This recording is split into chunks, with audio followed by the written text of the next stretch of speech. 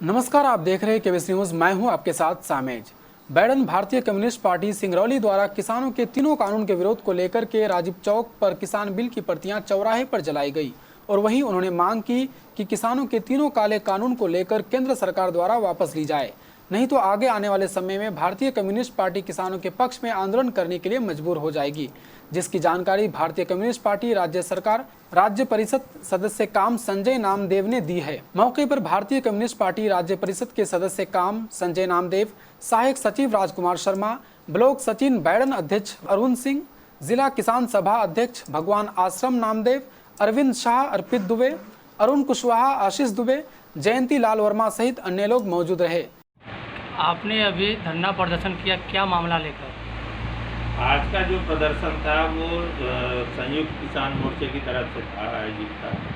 CPI ने उसका समर्थन करते हुए जिस तरह राष्ट्रीय काल थी कि पूरे देश में ये कृषि पर लाए गए तीनों जो काले कानून हैं इनकी प्रतियां जलाई जाएंगी, वो हम लोगों ने जलाया और मांग की कि जल्द से जल्द इन तीनों काले कानूनों को केंद्र सरकार वापस ले। तत्संबंध में पूरे देश में आज विरोध प्रदर्शन हुआ, उसी के तारतम्य में सिंगरौली जिले में भी। क्या लगता है कि ये काले कानून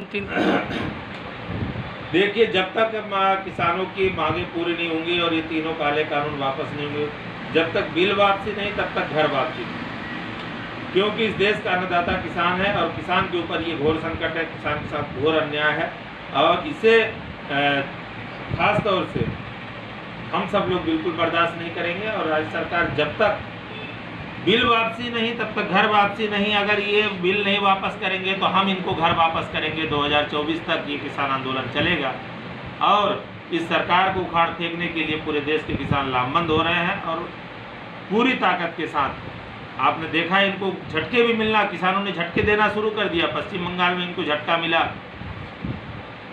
केरल में इनको झटका मिला। जहाँ के समझदार किसान हैं, जहाँ के किसान अपनी अस्मिता को समझ रहे हैं, अपने वजूद को समझ रहे हैं, वो इस बीजेपी को नकारते चले जा रहे हैं और 2024 आते आते इस देश से बीजेपी का सफाया होगा, ये किसानों ने ठान लिया है। अभी भी मैं कहता हूँ केंद्र सरकार से, माननीय नरेंद्र मोदी जी से कि आप ये तीनों काले कानून वापस लीजिए और इस किसान आंदोलन में किसान नेताओं के साथ बातचीत करके इस आंदोलन को समाप्त कीजिए।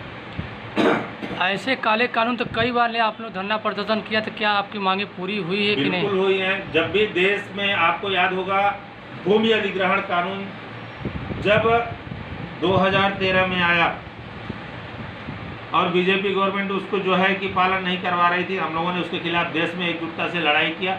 आखिरकार वो कानून, नया भूमि अधिग्रहण कानून 2013 पास हुआ, जो किसानों के पक्ष में था, जो हरिजन आदिवासियों के पक्ष में था। हम लड़े हैं और जीते भी हैं, इस बार भी लड़ रहे हैं, जीतेंगे। या तो बिल वापसी होगी या तो इस सरकार की घर वापसी होगी, ये किसानों ने ठान लिया। अगर ये आपकी मांगे पूरी नहीं तो फिर क्या करेंगे आप? पूरे देश में जन आंदोलन तेजी से, कभी ये दिल्ली में चला शुरू हुआ, हरियाणा पंजाब तक था, राजस्थान तक था, अब ये धीरे धीरे ये आंदोलन पूरे देश के कोने कोने में जमीन तक पहुंच रहा है और पूरे देश के किसान लामबंद हो रहे हैं।